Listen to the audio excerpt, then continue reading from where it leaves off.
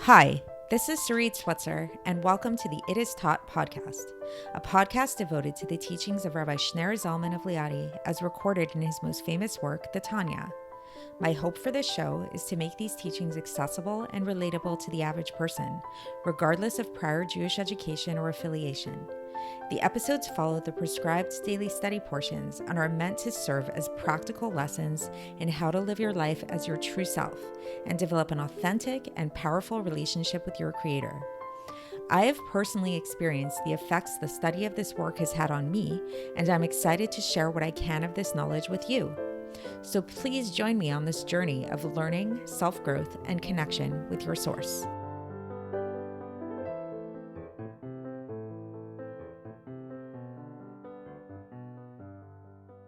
Hi, and welcome to the It Is Taught podcast. This is episode 161 for the first of Iyar in a leap year.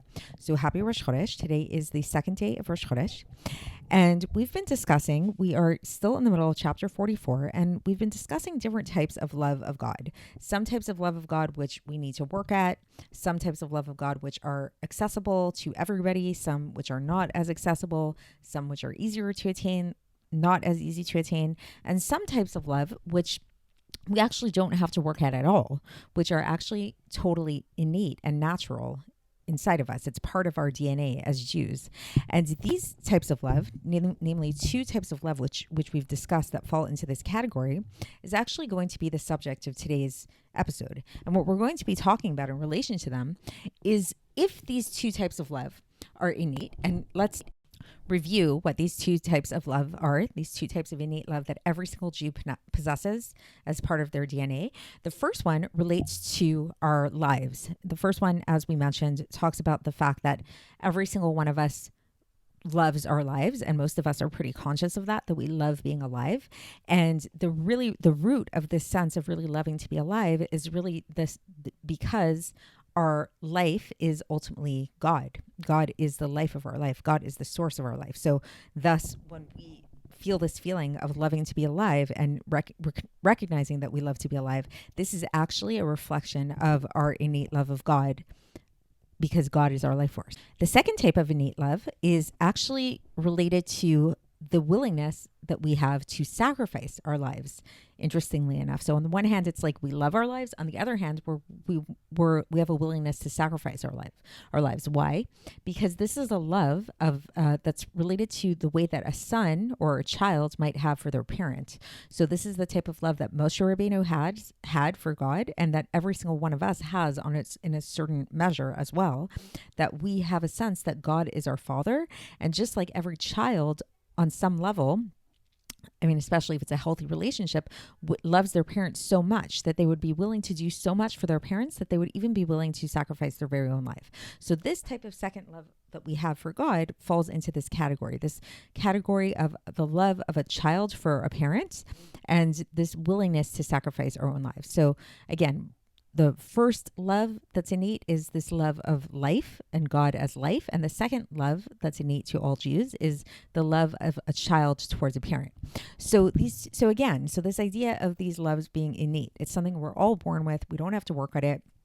Finn spoke about it yesterday, that if you're in doubt and you don't know if you have this love or not, or maybe you're faking it, we've been reassured and we've been told, don't worry about it. If you're Jewish, you have these loves and they are in you. So then comes the question, if these two types of love are innate and they're within us, we don't have to work at them. We just have it. We were born this way, as I put in the title. So great. So maybe we don't have to do anything about it. Like, why even mention them? Why is this at all something that is related to our service of God if it's just something we're born with? So we'll learn today that in fact it very much is, because yes, it's true that these two types of love are something that we are just born with, and it's just something innate to us. And if we'd like, that's, perfectly fine way to serve God is from this more natural state and this sense of, this is how I was born, I love God, and here I am. But if we want, we actually have the choice to take this innate love that we have and to make it something even higher and even more profound. So what does that mean, really? Well, in simple English, and then we'll get into, it gets a little bit Kabbalistic, but nothing too crazy, is that if we keep the love on this like innate level and we stay with this innate level of love, of loving God, this type of love is based in our emotions. It's based inside of our DNA. And it might not be something that we're super conscious of. It might not be something that we live with in this like awareness kind of way, in this like mindful kind of way that we walk around with this recognition that we have this deep love and sense of God. However, if we really work at it, what we can actually do is we can start to really, really take the time to meditate and recognize this love that we have inside of us and make it real and make it really, really profound. And interestingly enough, we do this through our minds. We do this through the power of meditation and intellect through our mind. And this power of meditation and intellect in our mind becomes our das, which we've used this term das before, which is, this is like where the knowledge is no longer just theoretical, but it's actually something very real. It's actually something that really applies to our lives. And then the knowledge becomes real and true for us. And it really seeps into our heart. So it's not just like this emotional kind of like hidden feeling like, yeah, I love God, you know, whatever. And it's somewhere deep inside of me. It's a true love that's inside of your heart. It's called Ra'uta de Liba. It's like in the love of from the depths of the heart. And it translates in as passion. You feel passionate for God. So this is something which obviously is something that we do want to strive to get to, and that the Alter Rebbe is really calling upon us to get to. So he doesn't limit our capacities, and he has very high standards for us. He's basically teaching us, yes, as a Jew, you love God. That's great. You were born with that. You didn't have to work at it. But here, you can achieve something even greater. And as we'll learn in the text, that when we do achieve something greater, it actually isn't just like, oh, now we feel passionate about God and now that's a really great feeling, but it actually affects our service, and it actually affects which world our service gets elevated to. Because as we've learned previously in Tanya, if you recall, several episodes ago, we were discussing how like with different types of intention that we can have our service, our Torah and mitzvahs get elevated to various different worlds. And you can go back and review some of those previous episodes to get into some of the technicalities around that.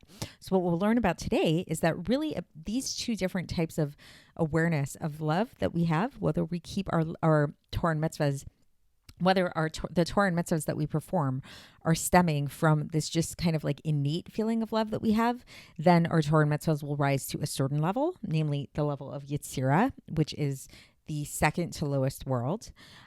Or if we really cultivate this intentionality in our innate love, and we really change this innate love so that it's not just like innate natural love, but it's actually something much deeper and more profound and more passionate, then we can actually bring our Torah and mitzvahs to a much higher place, and they can actually get into the level of Bria. And we'll actually learn that not only that, but that the source of this innate love, while it might seem not so amazing at first glance, because it's like kind of like it's not something really we have to work at, we'll actually learn that the root of this innate love actually comes from a very high place, from the highest type of love of God, namely Ava Rabbah, the great love of God. So let's get into the text and see how the Alter Rebbe explains this, and we can then maybe understand all of this in a more technical way.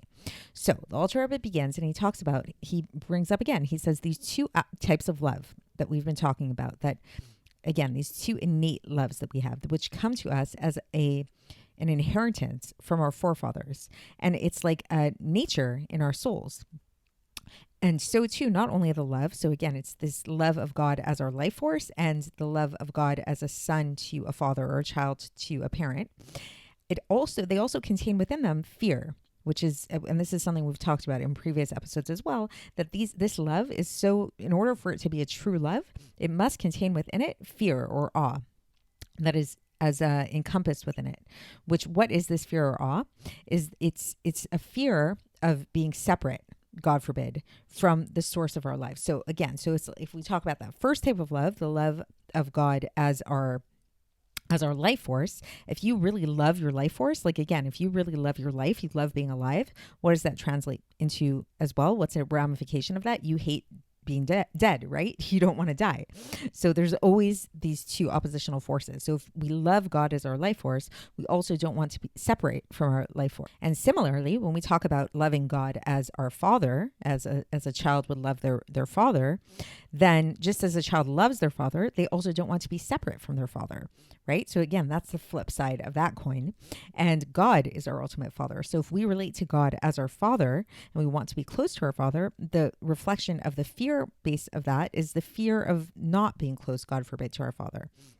And so now the author is going to explain that even though we've been calling these two types of love innate and natural, he says they're only natural, they're only just like innate when they remain inside of the mind and inside of the thought and in the recesses of the heart.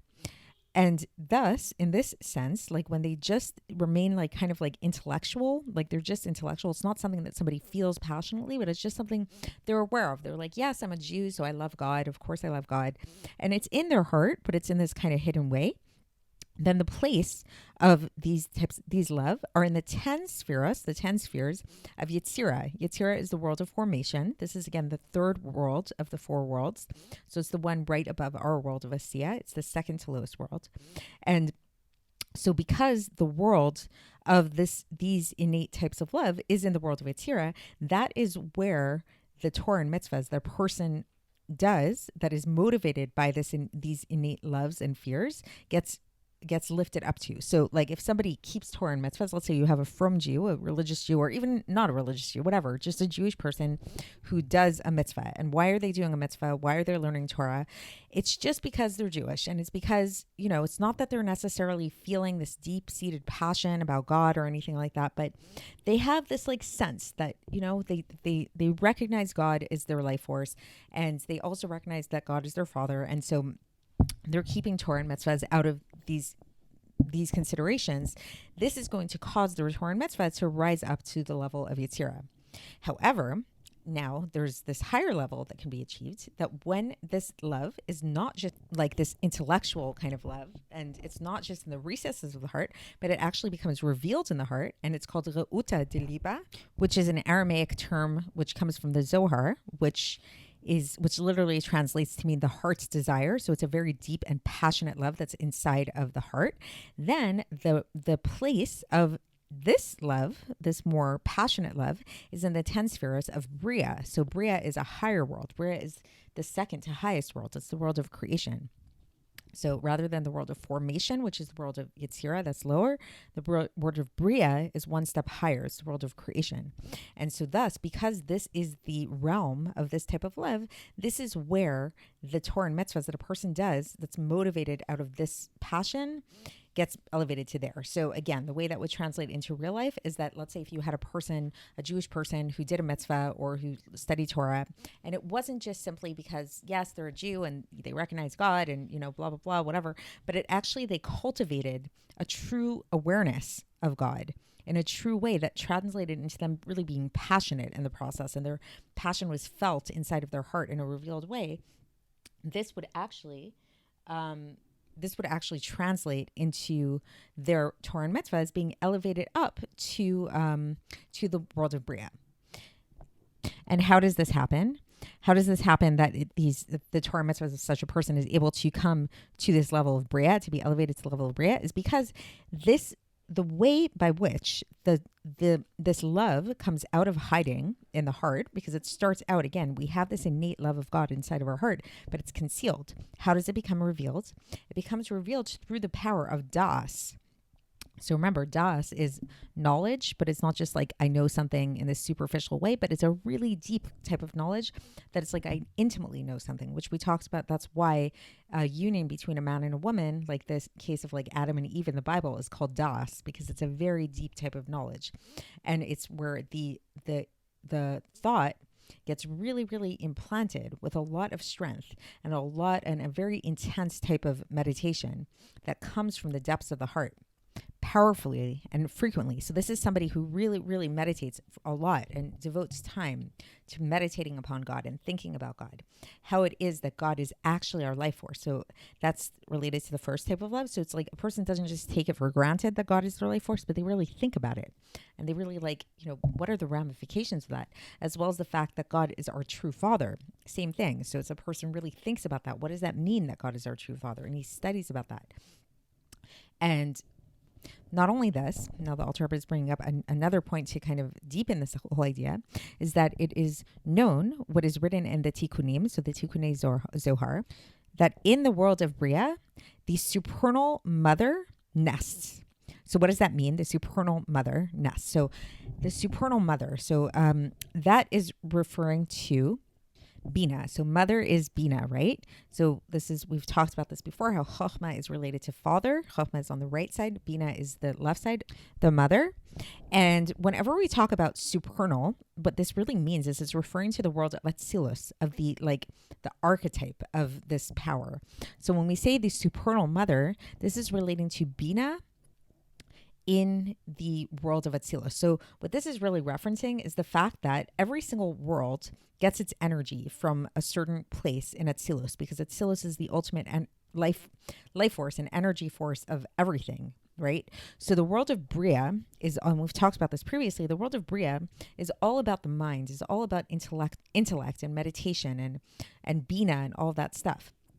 And because it's all about the mind and the souls there really sit and meditate about God in this intellectual type of way, that is a reflection of the fact that it receives its life force from the energy of Bina in Atzilus. So this translates into the aspects of really meditating upon the infinite light, who is the life force of all life force. And this is reflected in a section of Patach Eliyahu, where it says Bina liba uva halev mivin, which literally translates to mean Bina is in the heart, and with it the heart understands. So there's a really profound connection between the mind and the heart. So it's interesting, and it sounds almost like paradoxical, that it's like the way that we arouse this passion in our heart is actually through our mind. And the mind, and specifically Bina, which is the power of understanding and meditation and contemplation, this is how you can arouse passionate feelings in your heart.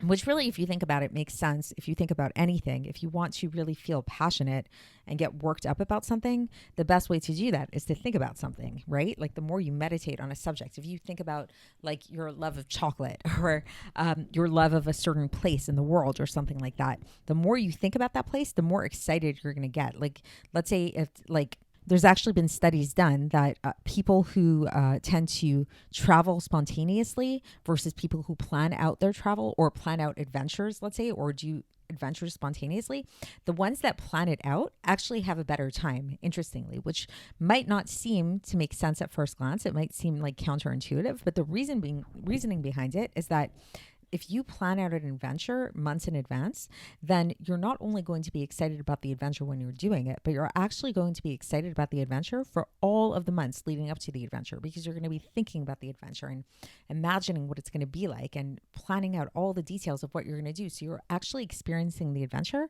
far ahead of time, versus if you just spontaneously pick up and go to the adventure, well, that might be fine and good.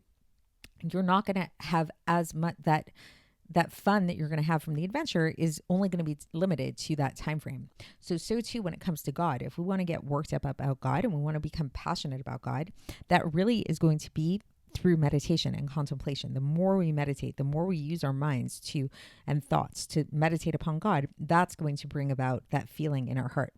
And then the Alter Rebbe concludes here, and he gives us this another really powerful thing. And he says not only this, but that these two aspects of love that we've been talking about, these two innate aspects of love that are natural and in the DNA of every Jew, actually also encompass within them the aspect of Avarabba, which, if you recall, Avarabba is that very, very, very high level of love that we said only comes to a person as a gift from God when their level of fear is complete.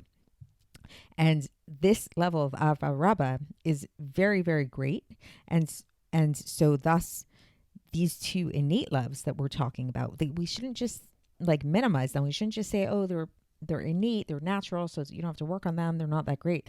They're actually much greater, and they're actually much better than the intellectual type of love, which we talked about before, which is avat olam, which is the type of love that we attain through intellectual pursuits. So this might sound really complicated with all the different types of love and everything, but the basic message that the Alter Rebbe is giving us here is that On the one hand, we've been given this amazing gift through our forefathers, through God, where we have this love of God inside of us. We actually have two different types of love inside of us that encompass within them fear of God that we don't even have to work on. These are things that we are born with. If you're Jewish, you have them. It's in your DNA, which is great. It's amazing. On the other hand, when we recognize the profundity, when we recognize the power of these loves that we have, we don't want to just keep them on the level of them being innate, of them being natural. We actually want to cultivate them. We actually want to develop them. And what that means is that through developing them is through really becoming aware of them, through really meditating upon the idea that God is our life force, meditating on the fact that God is our Father, and really thinking about it, and really, really, really thinking about what that means, how that translates into our daily lives. And the more we do that, we can eventually come to this level of where we can actually bring those innate loves out from concealment in our hearts, and we can make them become more revealed, which will mean that we feel passionate about God. When we feel passionate about God, that is a revelation of these types of love, and that will reveal their true energy source, which is the true energy source is that they actually come from this level of our Rabba, which is this like very, very, very high level of love, which is something that usually only comes to a person as a gift from heaven. And it's much higher than the type of love that a person can attain just in a natural way through their own efforts of meditation and contemplation, which will only get them so far. So I hope that was interesting to you and made sense. And tomorrow we will continue along these lines when we conclude chapter 44, and I will speak to you then. Thanks for listening to the It Is Taught podcast, hosted by Sarit Switzer. This podcast is dedicated in loving memory of my maternal grandfather, Avraham Yitzchak ben Binyamin HaKohen of blessed memory. Music by Shoshana. If you enjoyed this episode and would like to support the show, please share it with others and subscribe on YouTube, Apple iTunes, Spotify, or wherever you listen to podcasts. And make sure to leave us a 5-star review. To find out more about the It Is Taught project, including more information on my soon-to-be published book, please visit our website, itistaught.com. To catch the latest from me, follow me on Facebook, Instagram, and Twitter. Looking forward to speaking with you tomorrow, and until then, have a great day.